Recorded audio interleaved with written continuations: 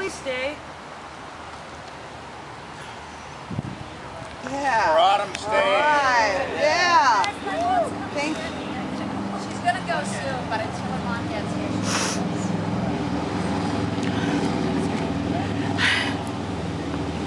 Introduction or whatever you want to use for 2 minutes for. So. Hi everyone, my name's Ben. I got started in this last year when we decided to get together in Concord here. We actually met at this building. And then when we started in Manchester, I don't know what to say. I think that what we're doing here is just moving forward. Occupy has been pretty quiet the last couple of months in terms of actions and trying to get things together. And I really see this as just Occupy New Hampshire trying to start over, trying to pull itself together. So hopefully we can do that. I'm hoping things go very well from here and that we continue to meet. I've met a lot of cool people recently and I'm optimistic.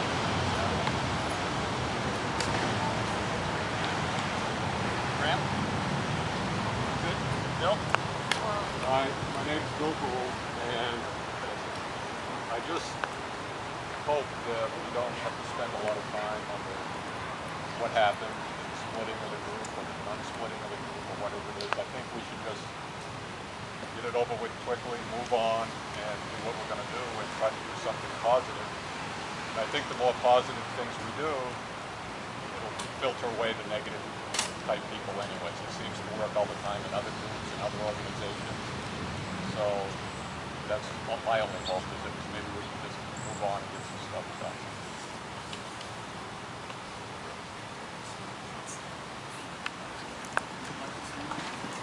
I'm Mary Ann. I've actually been coming around since November, and I kind of exist on the periphery. I live over near Keene, have a very full life. My feeling for all this is, and this is just my feeling, is that any group that I participate in, I feel that it is not up to us to ask for someone to have a resume to join us. It is up to them to look at our resume to see if we're worth joining. And I think until any organization can do that, you know, what have we got? I'm going to continue to show up when I can. I'm going to be a part of when I can. I have a lot of things in my life that I do that advocate for people. I just feel that maybe we've had it backwards for a while, and that if we start looking at the fact that we're applying for someone else's acceptance and that we're not looking to accept them, then maybe if we get that going, it's going to work a little better for us. I just feel that way for me, so that's what I got. Thanks. Matthew? I want to take my... Okay. Charles? Not right now. No thanks. I'm sort of the middle person last week. I was protesting the idea that you cannot split a whole into any parts. We already had that with our little subgroups, and quite frankly, that's just to try and say we are officially doing that, as far as I'm concerned, is mirroring the bipartisan politics, which got us exactly where we are right now. So I personally cannot take part in anything that's going to mirror or make us become exactly what we're fighting. This one's really tiny. That's That one's humongous. I know. I'm here as a stand against any force being used anywhere. And, you know, basically, I believe in peace, I believe in dialogue, I believe in voluntary action. And, you know, it was very, very disappointing last week when they split off. There was no interaction, no discussion. I am technically not Free State Project. I'm a 20-year resident of New Hampshire. I actually wasn't open carrying or armed at all, except for a very small pocket knife. last week, and I, you know, like a bunch of others, got lumped in with you know, a nature that I don't even think that the people who were carrying guns have. You know, we're not doing things like that because we're trying to be divisive, or you know, we're making a stand about something, and that's all. Here's the pattern.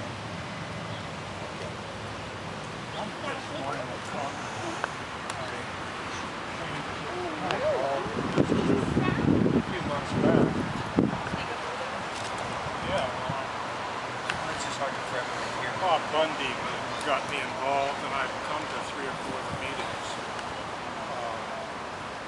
I had tried to answer some website emails, and I got about 30 inability to deliver messages back. And I was afraid the group had kind of gotten hacked into or something. There was an effort in February by Americans for Prosperity to take over the brand of this organization. Jennifer Horn and Kevin Smith and Ovid LaMontagne were going to be at an Occupy New Hampshire jobs rally in Nashville that got snowed out. The group had to make a stand. They can't tolerate anybody coming in because American for Prosperity is diametrically opposed to everything we believe in. There's a groundswell of national protest that's powerful, that I want to be part of, that has grassroots movement to it, but it does have to start to focus on what it is. It can't be everything to all people.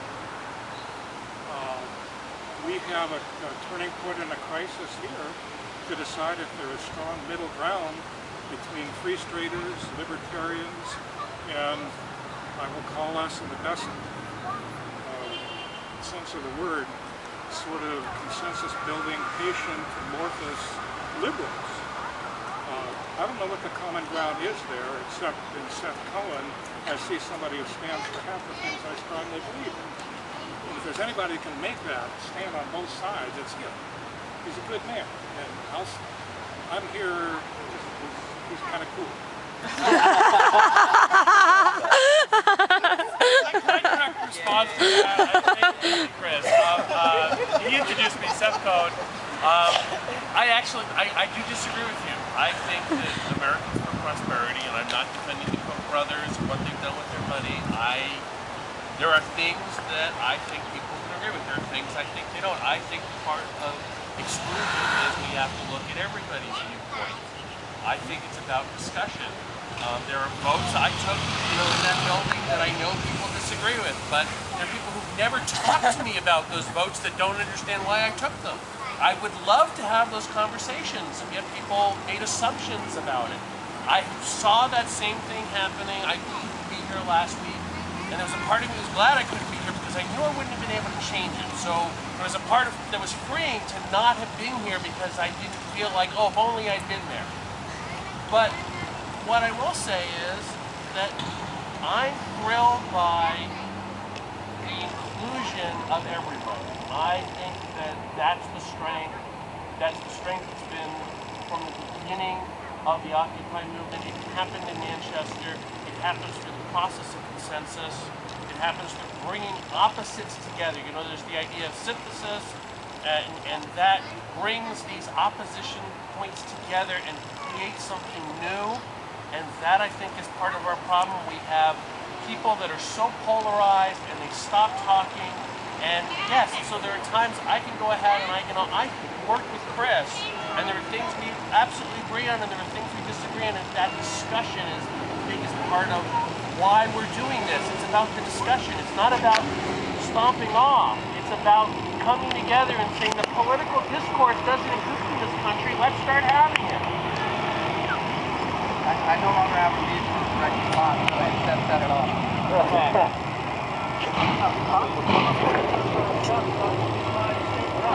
Okay. Arnie was mentioned earlier. Arnie Albert. Yeah, Albert. Arnie. So I'm the janitor of that building. If anybody wants to go in there and use the facility, just let me know. And the last thing I wanted to say was I did contact somebody in the Manchester Occupy movement a few months ago. And what I'd like to see is, I would really like to, I guess, have a subsection under the audit of debt. I don't like the banks, and I like credit unions a lot better, and I want to make sure that people that are working have the choice. There's an RSA 275/41 that gives people options of lawful money, check, direct deposit, or some employee card. And I was talking with one of the state employees at the library the other day. She told me the governor has told her and the state employees union they have to take direct deposit and not use any of the other options. So here we have a dictator going against the statutes, which is actually a contempt of court, contempt of the general court. And somebody like Seth put a bill in. Yeah, he wants to get out of it. He's retiring. I hope they get a new state rep in Seth. Point of clarification, in response to what he said about the requirement that state employees have to receive direct deposit or some other forms, there is a small group of state employees who have protested that successfully and get regular checks in the mail. Excellent. Matthew? I'm Matthew Hunt. I'm a free skater from Manchester, and was interested in learning about. I've never experienced the General Assembly before, and was interested in learning more about it. I have no problem with consensus decision making.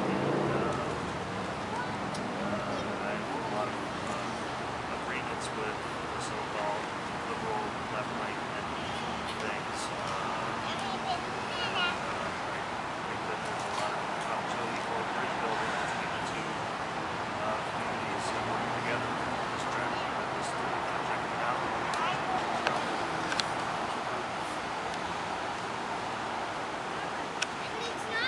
My name's Catherine, and one of the reasons why I'm here, I was here last week as well, is to tell people about the end-Fed rally, the audit Fed rally actually, that we are having in Boston on September 22nd. We are trying to get as many people together to hold a rally to spread more awareness and inform people why we need audit Fed. We need to look at the books. And one thing I think Occupy is definitely lost sight on is why we started, and that was because of the banks. So I do believe we need to bring it back to banks, create solidarity again instead of squabbling over insignificant issues like guns, which really doesn't matter at this point in time, and take it back to the issues that matter. I have a direct response. US Day of Rage is actually, if you guys Google a US Day of Rage, it's one citizen, $1, one vote. That's what Occupy was started about. Those are the people that started Occupy in New York. The whole worldwide solidarity started in Madrid, Spain, but Occupy was started with the group US Day of Rage. Google it and you'll find out what that's about. That's about getting the money out of politics. So that includes the banks having too much influence, but really, the US Day of Rage, Google that and you'll find out a little bit more about what Occupy starts about. I thought it was started by Adbusters, wasn't it?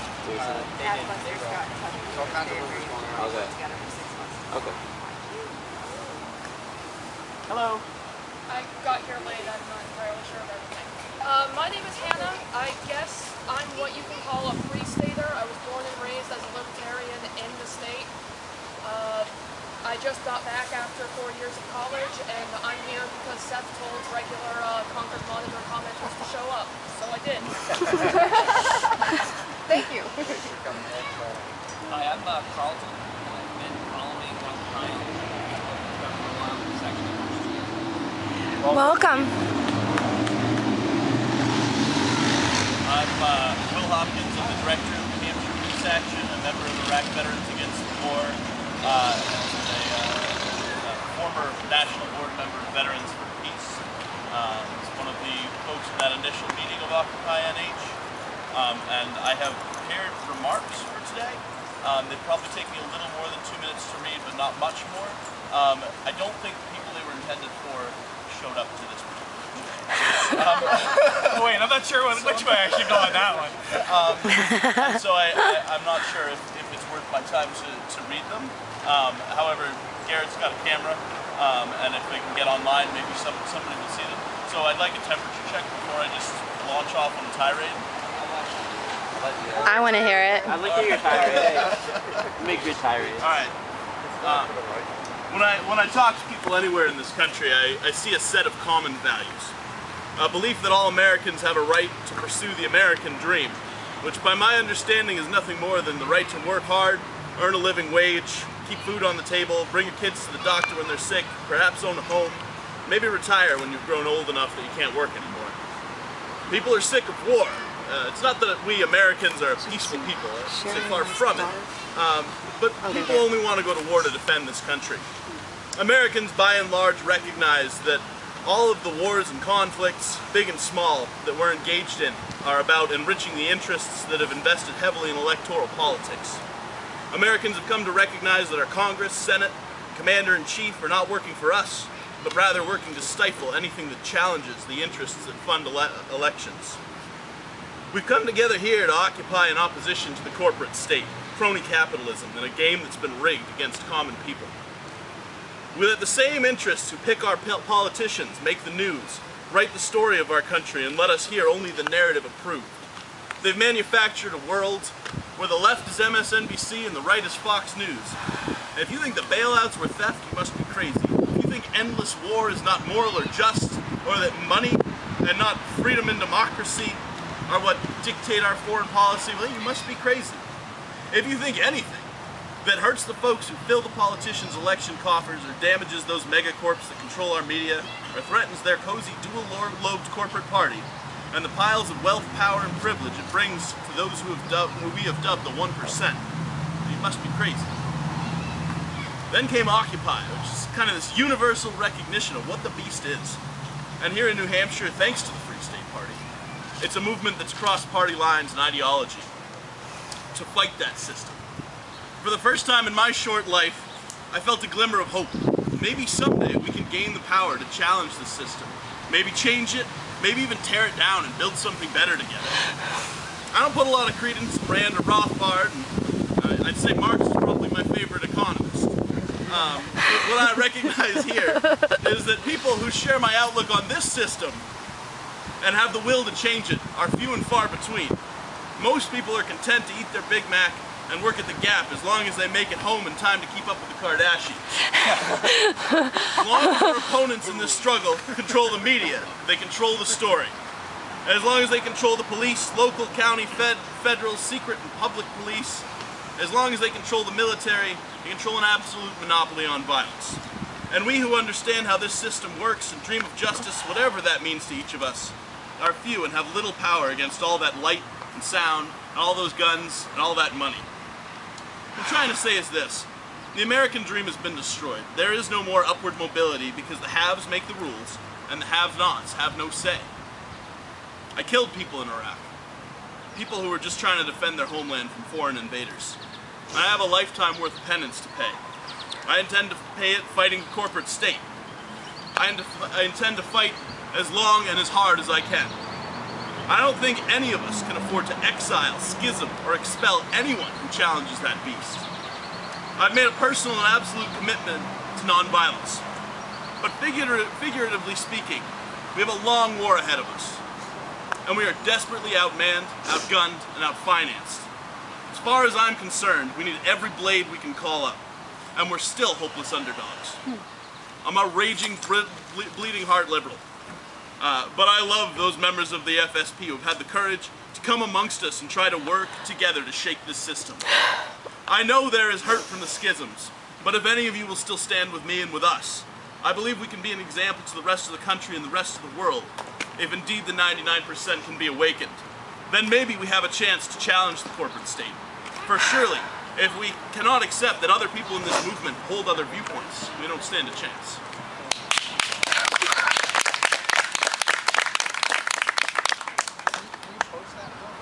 Sure. That's a tough one to follow. Yeah. I came to listen. I didn't have anything to say. Hi, my name is Jack. This is my first GA, and I've been kind of watching from the sidelines and then commenting about the meeting last week and what has happened. I like the wording that says there was a breach of the consensus process, because I think the consensus process is the thing that's really beautiful about what's going on here. So, however, someone has entered into the legal process, you know, trying to register the brand, the name, as a corporate entity. And what I think would be a quick and easy solution, and I don't know if this is the right place for a proposal, would be to deliver a letter with a lot of signatures to the Secretary of State to say that there's a letter of protest, to say that there's a dispute about the use of the name and that we hope to resolve it soon. I think that people in the bureaus treat a letter of protest as something that has legal meaning, and I think you might describe what did happen, and that the meetings are normally a consensus, and that we, if I can be included, essentially don't, gosh, it's so hard to not be a control freak about this, because the name does mean something, and you know, down the road there could be other disputes about two people using the same group name. So anyway, my proposal, when it's appropriate, would be to deliver a letter of protest to the Secretary of State to reserve the name and have him put in abeyance the granting of a corporate charter to anybody. Should we put that on the agenda and then discuss it when we... Steph has a... It's going to be very quick, because I did talk to the Secretary of State about that. There's an appeal process for that. The only way to fight it would be to take it to court. A letter of protest kind of puts it on record. Puts a document that's timely in the file. So yeah, I know there's no process. I just know in my dealings with the city clerk in Nashua that when she got a letter of protest stating a reason, she didn't know what to do, so she threw up her hands and stopped. So she just didn't do anything else with the process that had started. And that could be the possible outcome of her. Can we use our attorneys to take it to court? Well, you don't really want to end up in court. Hopefully it would kind of force a reconciliation to resolve it. If we're going to discuss this, go on the agenda and we'll come back to it. Okay. Keep it to 1 to 2 minutes. Okay. Hi, I'm Nick. This is also my first GA, and I'm very excited to be here. I've gone to Boston, and I went to the Chicago trip with a few occupiers, including Mark and a few other people, and that was a lot of fun. I'm mostly here just to learn what the kind of environment is here at the Occupy New Hampshire group, and what I can do to help out, and what we can all do to fight for the state. The first thing that I saw when I saw the whole gun debate, it really seemed inane to me, and I didn't even know about it, so maybe that speaks to how inane it is. And pretty early on I realized it pretty much looked like a power grab kind of tactic. And I know a few others clearly feel like that too. So I'm really here just to learn and just ask questions and see what's going on and how I can help. And I really don't think that the schism was a good thing or was necessary, and I'd rather there just be one group instead of two groups or compromise between two groups. That's all I really have to say.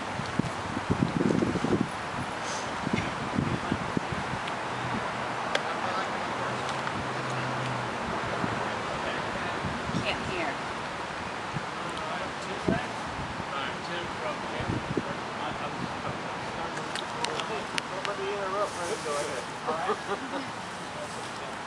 I'm Tim from Canterbury. I'm not sure if I'm actually here right now.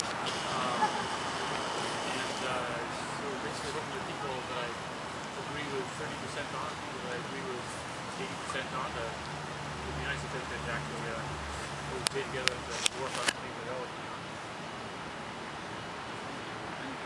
And apparently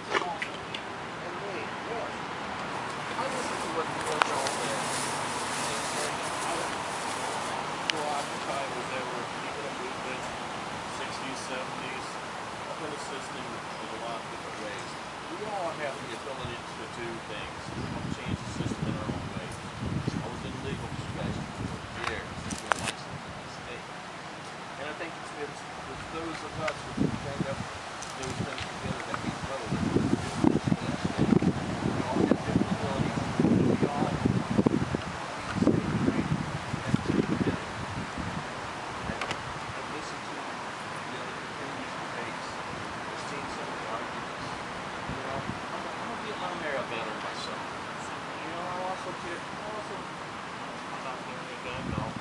but yes, I'm a gun owner too. You know, revolutions were fought by blowing kisses.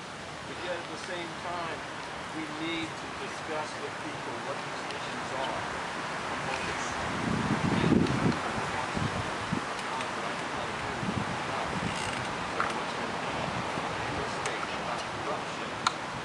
Police misconduct, things that happen. Even years ago, the United States has the highest incarceration rate of any country in the nation. We are enforcing our policies in foreign countries. I also have it broken down to which states are even worse as far as their incarceration rates go. Luckily, New Hampshire, you live free or die. But that's slowly diminishing, and it's up to us to do something about it. That's all I can really say. We need some help, you know. I'm here to help.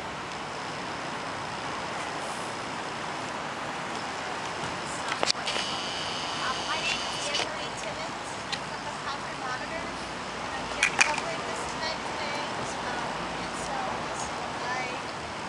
I've never been to a GA, so I'm learning about what it's like and want to get down your concerns and your hopes for going forward.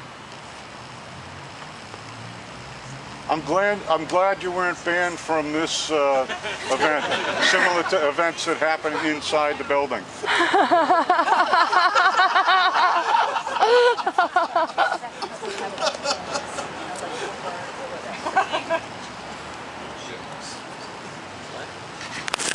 I'm Leah, and I want to tell you how sorry I am to have been at the center of the controversy that has caused so many people so much pain. People that I counted as friends on both sides of that park last week, I know have suffered a lot over the last week. I would be glad to explain to you why I was carrying the gun. I was. I'm not a free stater. I've lived in New Hampshire for 24 years. I don't know if it even matters anymore. I can give you my rationale. I heard some people say some things already that touched upon why I feel it's necessary to defend our rights, all of them. And what happened 2 days ago in that movie theater, I would point to as a reason why I think an armed population is in the interest of all law-abiding citizens. Yes. I think that it might not have turned out the way it did if people could have protected themselves there. But that aside, that issue aside, I've been involved in the Occupy New Hampshire since the beginning. I was in the courthouse 6 weeks ago. I await the judge's ruling. I had hope that he's taking so long because he's going to